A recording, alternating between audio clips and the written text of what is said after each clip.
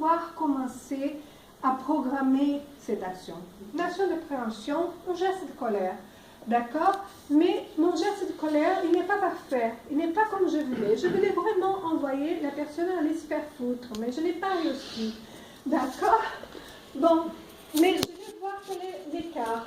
Où est-ce que je vais voir l'écart entre l'action que j'ai programmée? L'action programmée, elle a été stored, elle a été gardée, disons, dans cette cortex sensoriel et dans les cérébraux. Dans le même moment que j'ai une boucle en backward, top-down boucle, qui vient des régions motrices, qui sont higher order cognitive areas, jusqu'à arriver dans les effecteurs motrices de nos muscles. Alors on a cette boucle qui va juste aux effecteurs, cette boucle qui va au cervelet et qui va au cortex sensoriel, différentes. On fait l'action et je vais avoir la réponse de ce que c'est que cette action à la fin. Comment est-ce que je vais l'aboutir à faire? C'était ça ce que je voulais faire exactement. Presque jamais, toute action motrice, surtout, est là en erreur. Alors, les réponses motrices de cette action seront envoyées pour les cervelets. Il va comparer c'est ce qu'on a prédit et c'est ce qu'on a exécuté. Il va dire il est en erreur, il faut corriger pour cette erreur. Il va envoyer ce signal de correction des retours au prémotor cortex qui va reprogrammer l'action en boucle sans arrêt. Et la même chose se donne pour les actions, pour le output, pour les résultats sensoriels de cette action-là, visuel, somatosensoriel et auditif. D'accord? Alors on va comparer, je voulais faire un geste comme ça, mais le geste n'est pas sorti vraiment comme j'ai entendu. Visuellement, j'ai ce retour et j'aurai une comparaison au niveau du cortex visuel de ce que je fais et de ce qui a été vraiment la conséquence. Et cette conséquence-là va lui permettre d'ajuster mes prédictions sensorielles de cette action motrice et la reprogrammer. Et ça en boucle, ça sans finir. Alors, les deux mots très importants de modèle génératif, c'est prédiction, contrôle, et après on a un mot qui va entre prédiction et contrôle, c'est l'erreur. Calculer l'erreur. On prédit, c'est ce qu'on va voir. On a un contrôle pour déterminer l'erreur, c'est ce qu'on a fait, et corriger pour cette erreur. C'est qui la personne? C'est Carl Friston et Chris Frith aussi. Mais surtout, c'est Carl Friston qui a fait les modèles génératifs dès la programmation de l'action, qui après, il a adapté pour le Mirror Neural System pour l'observation de l'action. C'est le même modèle. OK? Alors, non, ça, je viens de parler. Quelle est la... Si on revient au modèle très simpliste, des isolatis, quelle est la critique de base de Carl Friston dans cette framework de modèle génératif? La critique de base de Carl Friston, c'est isolati, faites gaffe. Une chose, c'est d'avoir une prédiction motrice qui on a une expectative très concrète des outputs, pas seulement moteur mais visuel. L'autre chose, c'est de faire le chemin inverse, venir, rappelez-vous que je dis, faites attention, gardez cette idée, qui c'est les visual input qui va générer les activations motrices. L'isolate, ce n'est pas possible, parce qu'un même visual input, si on a programmation d'une action pour avoir une représentation, une expectative, une prédiction d'un visual input précis, un même visual input ne permet pas l'association avec un seul motor programming.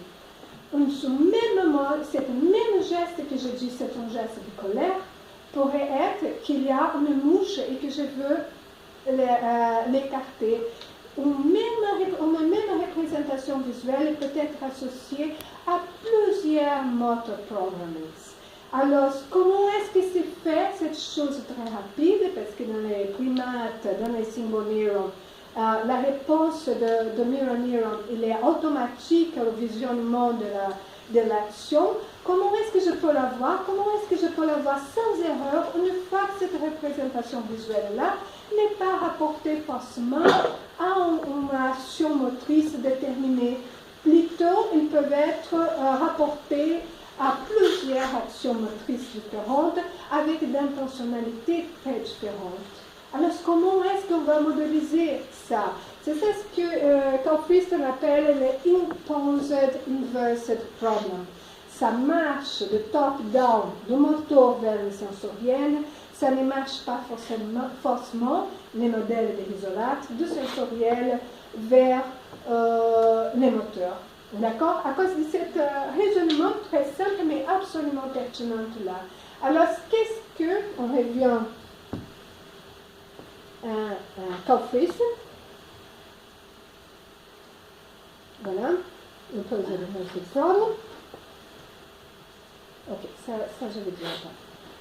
Qu'est-ce que Carl Friston va proposer? Il va proposer de prendre les modèles génératifs qui dit la programmation d'une action, elle a des prédictions là-dedans. Alors, il faut aussi que cette visual input ait une prédiction de qu'est-ce que je m'attends que soit l'acte moteur rapporté. En parlant comme ça semble très très théorique, mais en effet, il va utiliser les modèles bayésiens, Empirical Bayesian Inference, pour modéliser d'une façon très précise ce processus-là. Mais voilà, il va partir de principe que, par exemple, il y en a bel et bien des inférences qui ne sont pas seulement des inférences sensorielles.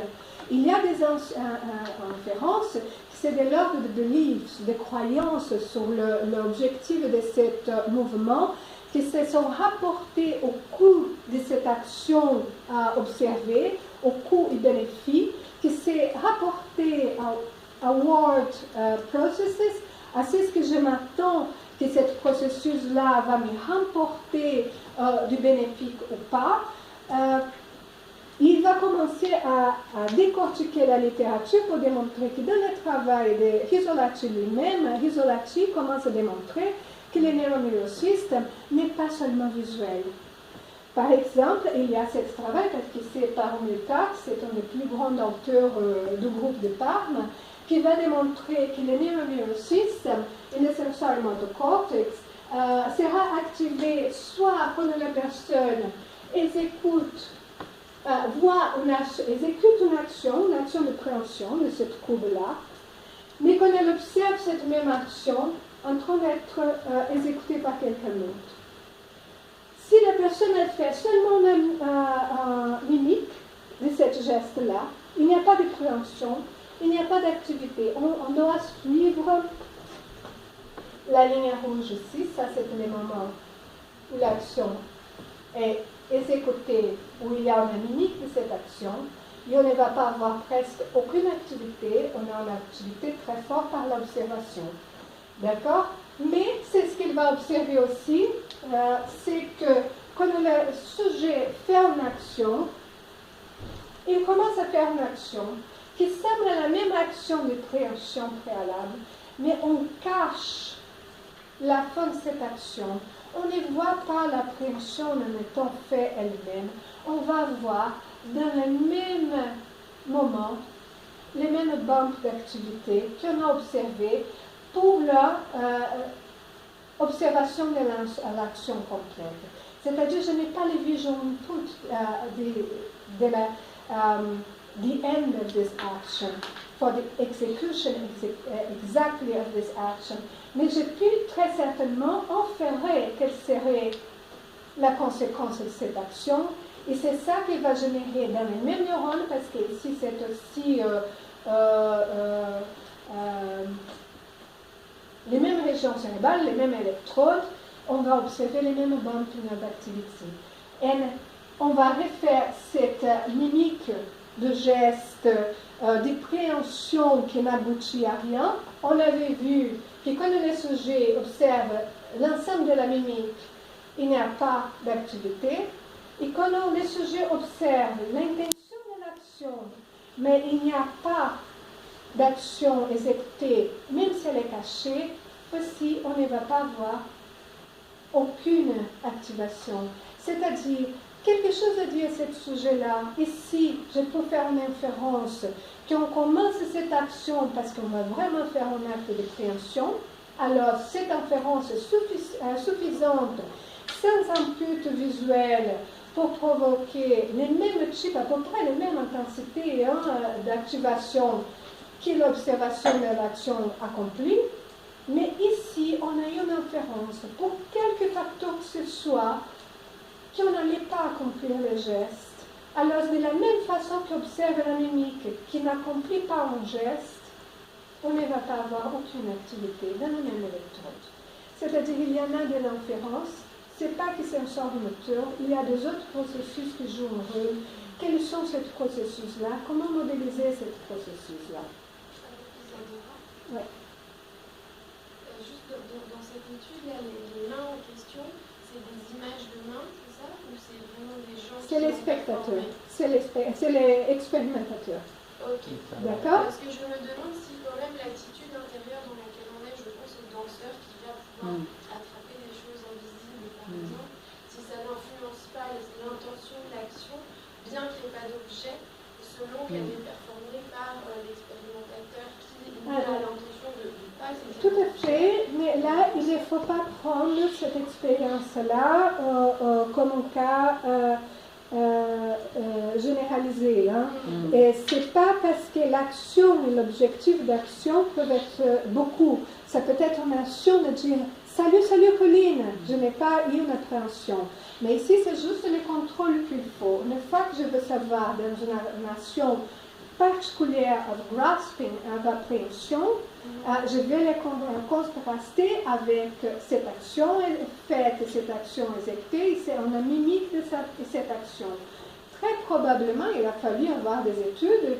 Si l'intention c'est juste de reconnaître un geste de salut, il faut faire avec le geste de salut. Et peut-être si je prends quelque chose après ce geste de salut, ça sera le contrôle de cette action.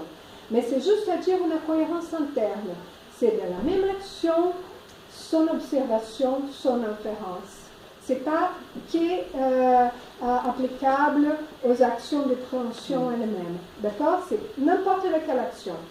Et la cohérence du mécanisme d'activation neuronale, observation de l'action accomplie, activation rapportée à l'action qui ont un fait qui a été accompli mais n'a pas été accompli, et l'activation quand l'action est neutre, il connaît cette action qui est neutre et qu'on va inférer que c'est neutre, c'est caché dans le moment de son accomplissement. C'est un modèle général.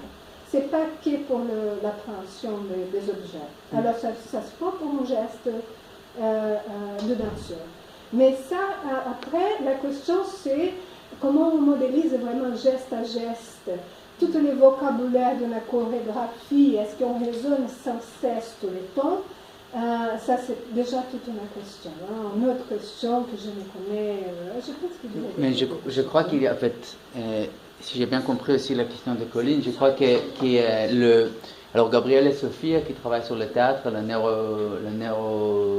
les études neurothéâtrales, je ne sais pas, et lui il fait ce point souvent que une chose qui fait les comédiens très bien, c'est exactement si c'était un comédien plutôt qu'un expérimentateur, c'est possible que les singes, il aurait quand même activé cette neurone, même s'il n'avait rien là, parce que le comédien, il s'entraîne exactement à pouvoir vraiment donner à son pré-action, à son pré-mouvement, etc., toutes les caractéristiques de vrai. Les danseurs, pas forcément, en fait, je crois. En fait, il y a moins ça dans la danse. Ça marche quand il y a juste des références accomplies. Non, mais ce qui est intéressant dans ce travail-là, c'est que dans le deuxième condition cachée, dans les deux cas, le singe, il n'a pas vu le cube.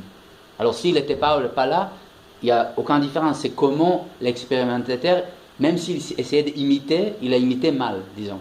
En parlant de... Est-ce que tu peux montrer ça encore là? Une autre action. En effet...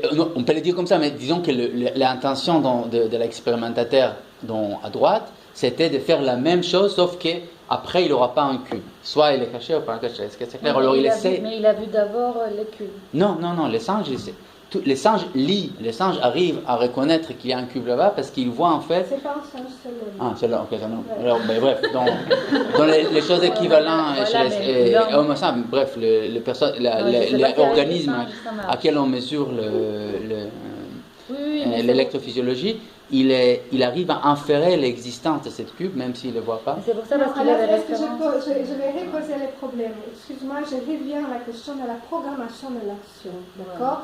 La programmation de l'action, elle est prédictive, je le répète.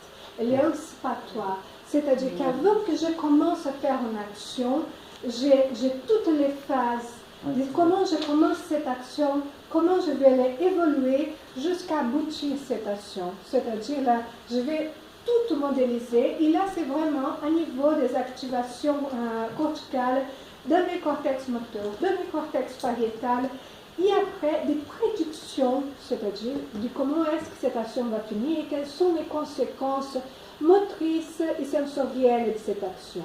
J'envoie, je répète, deux boucles.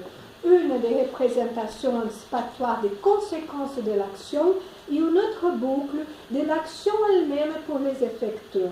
Mais cette boucle de l'action elle-même qui va pour les effecteurs, elle comprendre tout l'ensemble de l'action.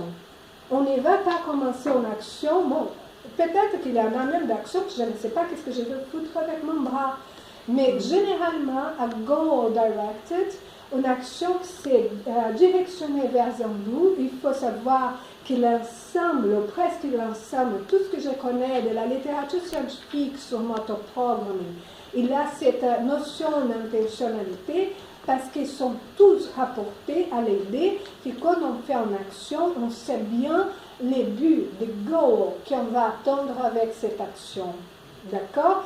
Et juste pour finir, alors on fait toute une prédiction, toute une anticipation et toute une boucle, toute une cascade d'activation rapportée à cette action-là du moment qu'elle commence son développement et comment on s'attend qu'elle va se finir. Après la deuxième boucle, c'est les conséquences de comment est-ce que cette action-là va se finir. D'accord? Alors, pour revenir là-dessus, c'est anticipatoire. Généralement, on commence l'activité dans les cortex prémoteur et supplementary motor area. Un seconde avant d'exécuter cette action, on commence à voir les activations un seconde avant l'exécution. Et on va en boucle jusqu'à la fin. On va envoyer tous les paquets en bas du cortex prémoteur préfrontal jusqu'aux exécuteurs. D'accord? Oui, mais je crois que les points qui étaient faits, que j'ai évoqués en mentionnant Gabriel et Sophie, étaient un petit peu différents. Elle ne va pas du tout contre ça, au contraire. C'est que c'est possible, c'est quelque chose qui lui étudiait, c'est quelque chose qui phénoménologiquement, des personnes comme par exemple un maître en Aikido m'a parlé de la manière dans laquelle les gens dans les arts martiaux parlent de leur entraînement. C'est est-ce que moi je peux, quand je suis dans une situation intersubjective, ça veut dire quand mon action est lue par quelqu'un d'autre, comme au théâtre, comme en danse, comme dans les arts martiaux et en face d'un adversaire, est-ce que je peux en fait mentir avec ma préparation de l'action? Ça veut dire que est-ce que, et c'est ça qui dit Gabriel Sophie au théâtre ou cette maître d'aïkido pour l'aïkido, est-ce que je peux faire croire vraiment en m'entraînant à la personne en face qu'il a un cube là-bas, même s'il n'avait pas le cube, ou vice-versa, qu'il n'y a pas un cube. Et ça, c'est quelque chose de très fin, parce que...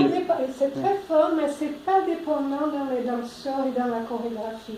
C'est dépendant dans les inférences que nous allons faire et du matériel que nous allons emporter avec nous pour faire cette inférence. Non, alors, les questions, c'est une question... Non, mais c'est possible que dans cette étude-là, si c'était plutôt un mime, un comédien qui a remplacé les scientifiques, peut-être on aurait, tout ce que je veux dire, ça aurait peut-être vu l'activation aussi à droite. Parce qu'il aurait pu, avec une action plus précise de l'image, c'était voilà. Marcel Marceau, par exemple. Oui. Je crois que c'était le point. Oui, ça c'est une très bonne question. C'est tout, parce qu'exactement la question intéressante pour nous, dans le contexte de la danse, dans le contexte intersubjectif, c'est à quelle mesure tous ces pré-mouvements, aussi cette préparation anticipatoire, à quelle mesure c'est quelque chose qui joue, là on sait qu'il joue très bien, mais à quelle mesure on peut nous-mêmes prendre conscience de cette de tout le qu'on prépare, tout le travail d'Hubert Godard, en par 8, c'est tout comment on peut prendre conscience nous-mêmes dès notre préparation nous-mêmes au mouvement. D'accord. Oui, là, je dirais que je ne connais aucune étude qui va investiguer ça. Je crois que ça commence. Mais de toute façon, pour l'observateur, tous ces processus-là aussi, je voudrais le dire, ce sont des processus inconscients. Hein? On n'a pas de conscience de tout ce qui est en train de se passer. Bon, ok, on a beaucoup en effet des évidences empiriques en faveur du rôle de l'inférence dans le MNS. Ici, c'est vraiment avec un primate, on avait un électrode implanté. On va observer la même chose. Les primates qui exécutent une action de préhension.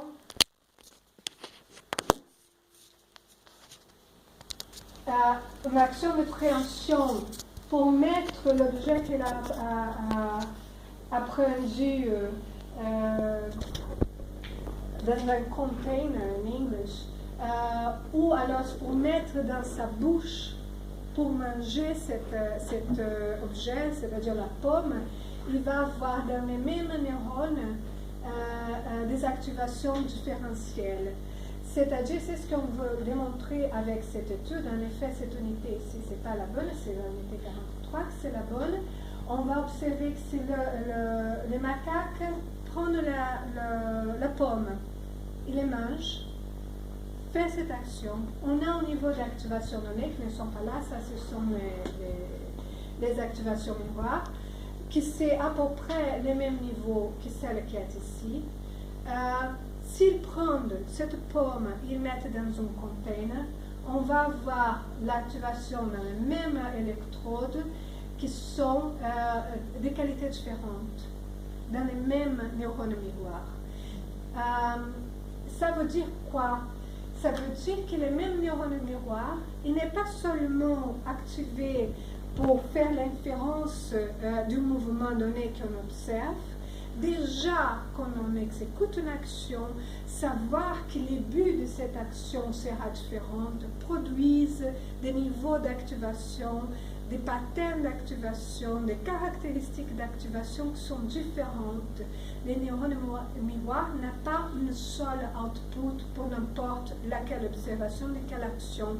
C'est-à-dire, il est bel et bien modulé par les programmes d'action qu'on peut faire et par les inférences qu'on va faire, que cette action aura des buts différents. D'accord? Et je vais revenir avant. Les schémas automatiques, ça s'appelle automatique.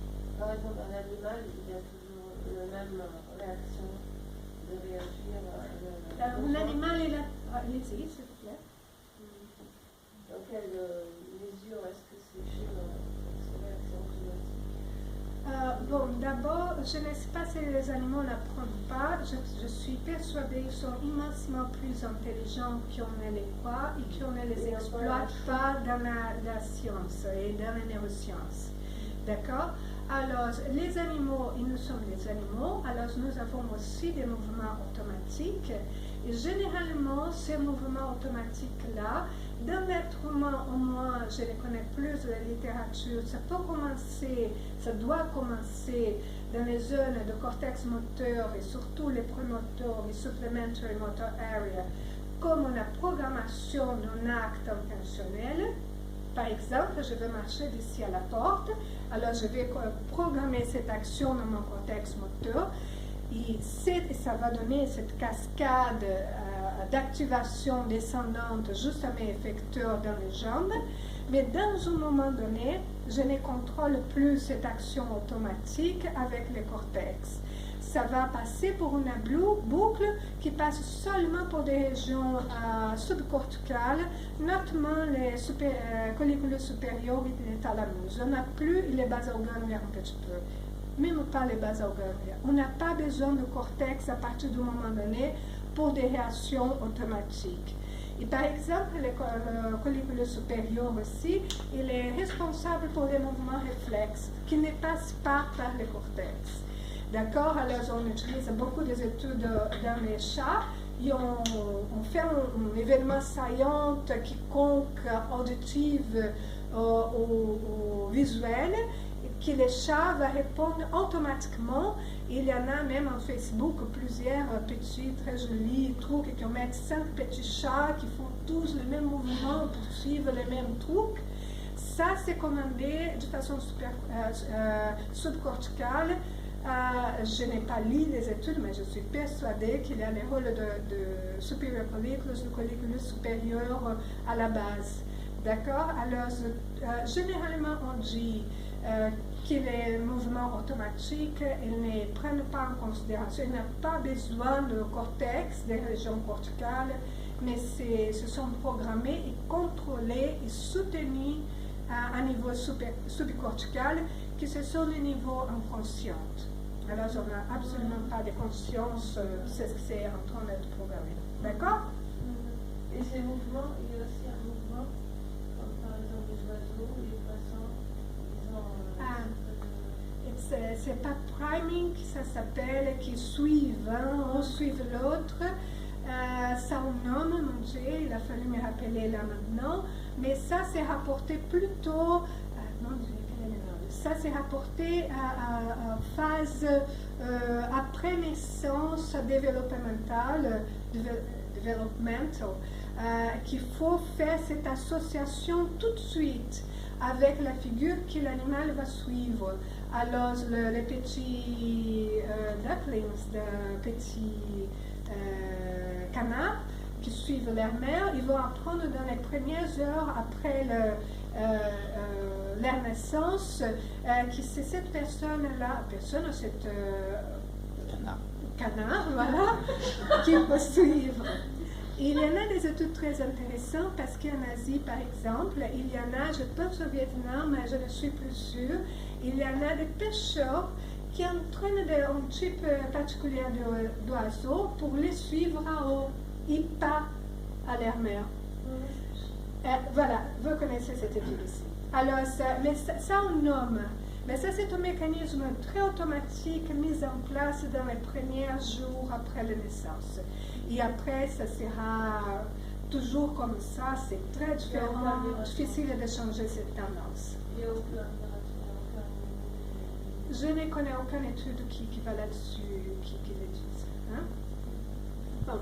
Alors, je voudrais revenir juste un instant sous la lumière de travail de Frijst, avec ce travail de Gergely Xibra en Hongrie, qui modélise déjà action programming dans des enfants de très bas âge et qui a démontré qu'il y a de l'activation mirror-like aussi dans le cortex sensoriel-moteur des enfants de bas âge. C'est-à-dire, si vous vous rappelez au début de cette talk à peu près, j'ai utilisé ça comme un counter-evidence pour des modèles de Cynthia Hayes qui disait qu'on n'a pas de neurones de miroirs déterminés génétiquement et qu'il y en avait cette étude bel et bien d'Xibra qui montre que non, la fin de 9 mois, il va activer les mêmes neurones, les mêmes électrodes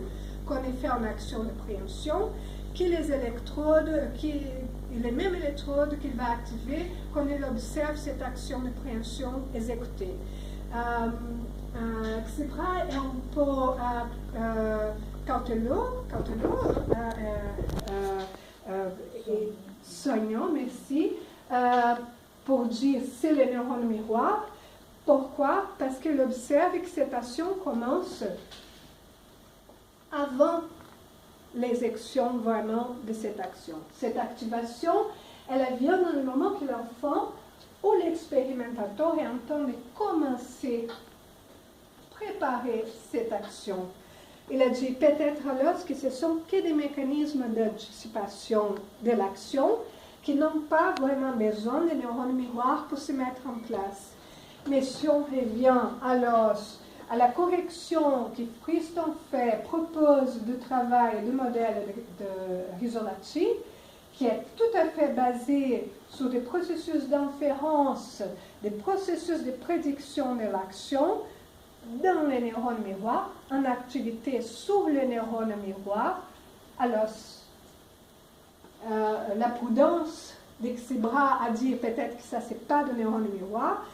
Pour moi, tombe par terre, ça peut bel et bien être encore un neurone miroir. Il y a qu'avoir évidence pour le rôle des neurones miroirs dans les très jeunes enfants, c'est-à-dire l'existence, la détermination génétique de ces neurones-là, indépendant de toute associative learning. Il est en train de démontrer que ça commence déjà comme un neurone d'inférence, un neurone de prédiction de l'action, plus que de simples miroitements de n'importe quelle action observée. C'est très intéressant. Je reviens à Friston. Le paper de Friston, le paper de Friston, il va dire on voit c'est ce qu'on veut voir.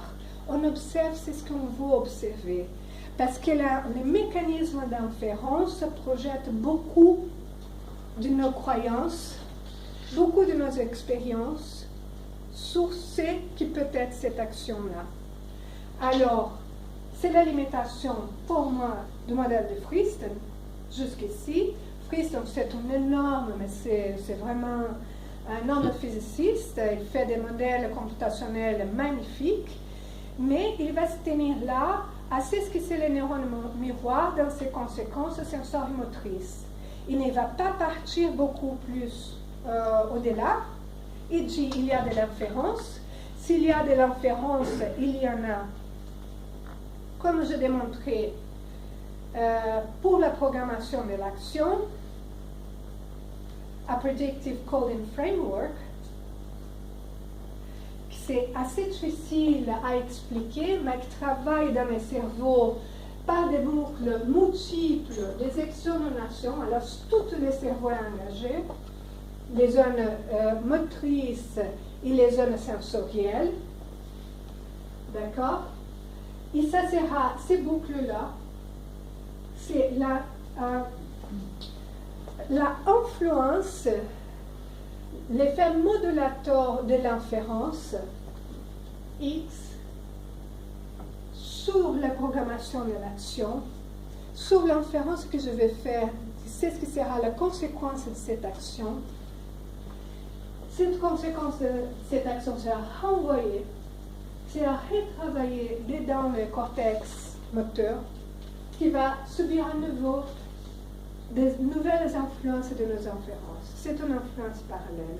D'accord? C'est très difficile peut-être à parler d'une façon plus claire parce que ça, en effet, ça s'est traduit pour des algorithmes énormes, plus ou moins énormes, mais assez compliqués. Mais ça se base sur le concept d'empirical Bayesian inference. Qu'est-ce que c'est que les modèles bayésiens et statistiques? C'est les statistiques calculées à partir de la uncertainty. La manque de certitude des résultats de cette action-là. C'est-à-dire mes inférences ne sont pas des états arrêtés de ma pensée. Je ne suis pas convaincue à 100% que ce modèle que je viens de projeter sur le monde il est correct. On va voir et on ne peut pas les prédire comme dans la probabilité, qui connaît un petit peu de statistiques. La probabilité, on a cet exemple de la monnaie. On jette la monnaie avec deux faces, alors on a une probabilité concrète que ça tombe une face, pile ou face, quoi. Et on peut calculer cette probabilité d'avoir pile ou face parce qu'elle a que deux paramètres avec lesquels on va jouer qui sont très clairs. Dans les moments que je joue avec des inférences, on va avoir des paramètres d'uncertainty et qu'il faut jouer avec et qu'il faut intégrer dans ce modèle. D'accord? Et pour ça, on va utiliser les Bayesian inference qui, d'une façon hyper simplifiée, on peut dire qu'elle est décrite par the prior distribution, c'est-à-dire de distribution des probabilités préalables données par mon inférence des conséquences de cette action. D'accord? Cette action, je crois que quand elle va arriver, ça va produire un effet donné. Après, on va multiplier et normaliser cette distribution préalable qui est donnée par l'inférence, passer ce qu'on appelle le likelihood function. Likelihood function, c'est presque à faire de la probabilité, mais c'est une probabilité sur uncertainty. Et on va avoir après une probable posterior distribution qui c'est aussi encore dans les mécanismes de l'inférence et qui essaye de réduire les erreurs de ce dont on a inféré et de ce dont on a vécu. Et on va renvoyer après en boucle et on va prendre ce qui dans cette première phase de mouvement exécuté et après le mouvement observé, qu'est-ce que c'était que la distribution a posteriori et on va les utiliser dans les moments suivants comme si c'était des distributions préalables. Et on va faire cette boucle sans arrêt. D'accord? Alors, qu'est-ce que sont que les prior distribution? Du point de vue de la biomécanique, il y a des choses très très claires sur comment on code les mouvements à niveau des articulations, comment on va, si on va projeter ce mouvement à partir de son, on va programmer ce mouvement à partir de son goal ou à partir du moment premier de son activité. C'est-à-dire qu'il y a plusieurs choses qui sont vraiment assez arides, je dirais, pour des études nécessaires pour la modélisation. Mais il y en a aussi l'idée que quand je fais un mouvement, par exemple, c'est les coûts et bénéfices de ce mouvement, il faut que je les fasse de la façon la plus optimisée possible. Et l'optimisation va venir à partir de cet essai, trial and error, mais c'est aussi à partir de l'idée que j'ai par de higher order cognitive processes, si j'essaie de prendre ça comme ça, bon, ça c'est très, parce que presque tout être humain ferait les mêmes mouvements, mais que ça va me demander les moins d'efforts que de prendre ça en passant derrière l'ordinateur.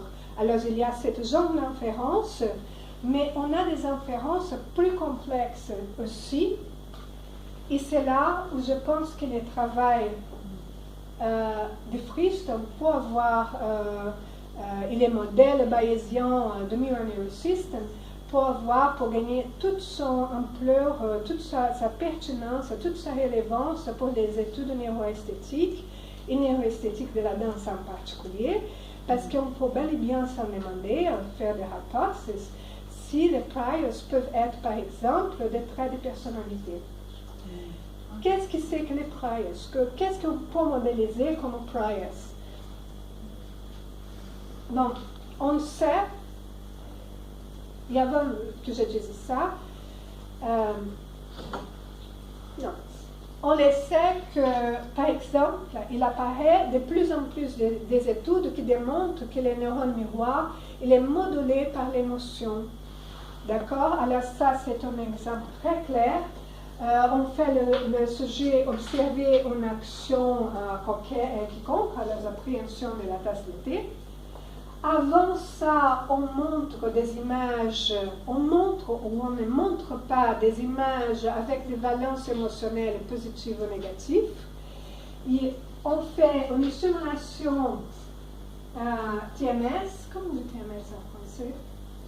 Transcranial Magnetic Stimulation, dans les cortex moteurs du sujet, c'est-à-dire extérieurement au crâne, et on observe quels sont les niveaux d'activation que cette TMS, les TMS, pour qui ne les connaissent pas, ils peuvent autant induire des activations cérébrales, augmenter les activations cérébrales ou le dumping, inhiber les activations cérébrales. Alors, une façon très claire de connaître ces effets, c'est ce qu'on fait les TMS sur le motor system de la personne. À peu près dans la région, il faut beaucoup chercher où on sera responsable pour les mouvements des doigts. Et la personne est en repos et les doigts vont bouger tout seuls.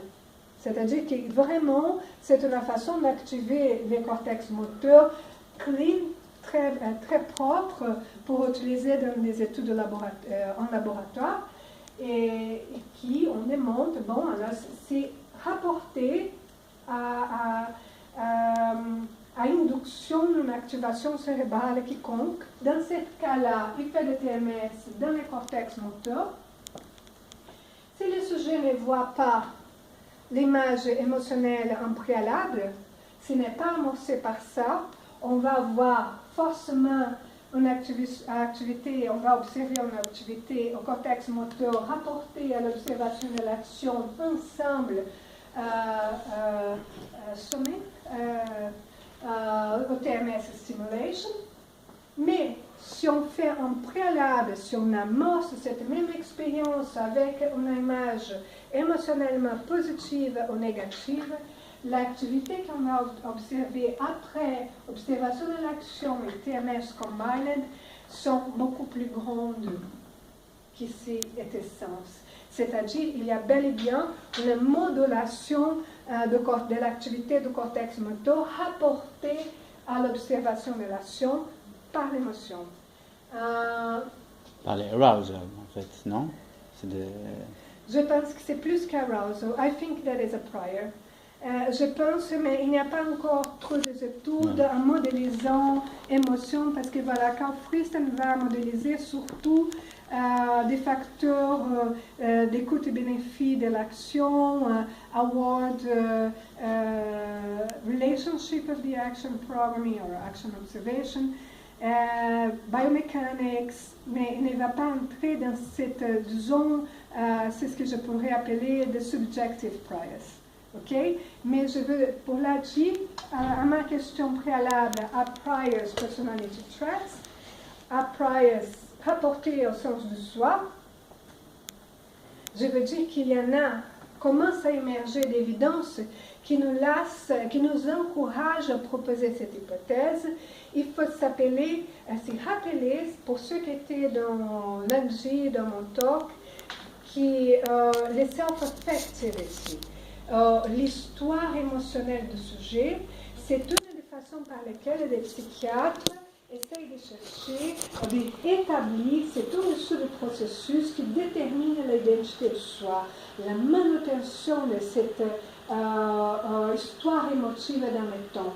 D'accord? Alors, dire que l'émotion module les neurones miroirs veut dire que peut-être bel et bien un processus basique pour lequel nous construisons, nous acquérons la conscience de soi, c'est l'expérience émotionnelle, joue un rôle dans les inférences que je vais faire dans les moments que j'observe une œuvre d'art, un spectacle de danse ou une action quiconque. Alors on est impliqué, au moins au niveau émotionnel, avec la conscience de soi dans ce mouvement d'observation de l'action. Une autre chose que j'ai, étude que j'aime immensement, c'est le travail de Volpert. Mais il faut le dire qu'ils ne sont pas non plus, il est à Cambridge, il ne travaille pas neurosystem, il travaille plutôt programming of the action in influences, Bayesian influences in motor programming. Il va démontrer, par exemple, que cette coût-bénéfice que j'ai dit pour optimiser les actions d'une action, que Carl Friston considère comme un des principaux priors dans son modèle, n'est pas seulement une façon neutrale, objective, universelle de programmer les mouvements, c'est programmation de mouvement, pas de l'observation, mais qui prend en compte les caractères personnels des individus, leur capacité, leur tendance à prendre des risques ou d'avoir peur de prendre des risques. Et ça, dans le modèle du Cloning and Have de TCI, c'est un principal instrument de mesure de l'identité de soi. Un des principaux traits de personnalité décrits par Cloninger, c'est exactement la capacité à prendre des risques ou pas prendre des risques. C'est-à-dire, encore un autre sous-processus, un autre trait de personnalité qu'on peut observer qui joue un rôle dans la programmation de l'action Mais si on fait les jeux qu'a fait Carl Friston en proposant que les modèles de programmation de l'action malaisiens sont l'inverse et les modèles aussi de l'observation de l'action, je peux proposer qu'un jour on va voir qu'un des priors de l'observation de l'action, c'est autant que la personne est capable de prendre des risques ou pas de risques, des traits de personnalité. Et peut-être que des autres traits de personnalité vont y jouer un rôle aussi. Mais est-ce que je peux... Parce que là, là encore, en fait, dans cette idée-là, j'ai un petit peu mal à... Il y a une autre question qui, comment j'ai compris la littérature sur neurones miroirs, les débats, c'est quel est le fait qu'on a des neurones, ou peut-être tous les systèmes neuronaux qui sont impliqués quand on observe l'action de l'autre, qu'il y a un overlap avec les systèmes de représentation de les régions qui sont activées par nos actions. Ça, on est tous d'accord, plus ou moins. Et bien, une question qui se pose, c'est pour comment on interprète cette coactivation. Alors, une interprétation parle de la sémantique, ça veut dire que je donne sens au mouvement de l'autre par la simulation de ces mouvements elle-même. Ça, c'est une approche. Un autre peut être, un autre qui est peut-être plus... Moi, je trouve plus la direction de Friston plus dans cette direction-là, mais je ne vais pas mettre les mots dans sa bouche. C'est que c'est très utile de représenter les actions de l'autre parce que j'arrive mieux après à coordonner avec ou à éviter les... Je vais arriver là-bas. Ça, c'est aller un peu plus tard. Ok, mais alors, ça, c'est une question importante. Ça veut dire, c'est les priors de qui qu'on modélise? Est-ce que c'est la même priors? La mienne ici, ça va être par rapport... Mais si je présente, ça veut dire... Ah non, mais là, c'est individuel. C'est les soi. Les soi, il est individuel et non transférable et non accessible à quelqu'un qui est dehors. Et là, je parle de priors. Je ne parle pas de posterior distributions. Non, je comprends, mais est-ce que est-ce que quand je modélise l'action de l'autre avec mon système, est-ce que je prends en compte ce que je crois sont ses priors ou est-ce que je prends la mienne? Ça veut dire, et ça dépend comment je comprends. Et c'est là où c'est très important de comprendre le rôle qu'on assume de système, ce système dit neurone miroir, que je n'aime pas du tout ce nom. Alors, peut-être que je vais avoir une réponse maintenant, au moins préalable. Je vais citer le travail de Peter Hayton. Il est un énorme philosophe nord-américain qui a travaillé surtout avec de l'éthique et qui a été président de la American Philosophical Society pendant longtemps et qui maintenant il est en train de se dédier à l'étude de la compréhension de la théorie de l'action. Il ne fait pas encore de neurosciences, quoique il est appelé par beaucoup de monde de la neuroscience, toujours qu'il y a des congrès qui vont parler sur théorie d'action, mirror neurosystem. Et beaucoup de monde, moi entre autres, pense, quand on lit le travail de Hayton, qu'il est vraiment en syntonie avec le travail de Carl Friston. Pourquoi? Parce qu'il va dire que dans la programmation de l'action encore, je ne connais pas aucun de ces travaux qui parle sur mirror neurosystem, on va voir dans notre programmation de l'action des inférences, des conséquences de cette action-là qui sont encadrées, qui sont modulées par nos croyances morales. Et en effet, on va faire, selon lui, on calcule des coûts et bénéfices qui est modulé par notre croyance morale. Alors, il y a un exemple qui c'est très clair. Ici, c'est l'image la meilleure que j'ai pu trouver. Il étudie beaucoup de cas après September 11th of terrorisme.